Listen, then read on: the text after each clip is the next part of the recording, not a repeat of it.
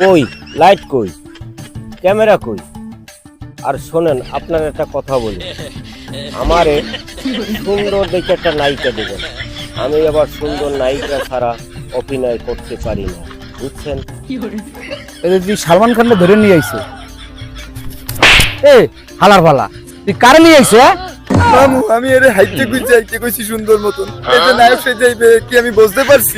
আরে কাকা, মুরব্বী মানুষ, এক পা গেছে কবরে, আপনি আইছেন শুটিং করতে।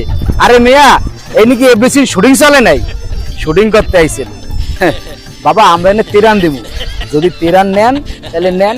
আর শোনেন, আপনার একটা ছবি তুলবো, ওই একটা ভিডিও করবো, ভিডিও করে আপনার 50 টাকা দেবো, বুঝলেন? যদি করেন এলে আন, 50 টাকা নিয়ে চলে যায় না, পারবেন করতে?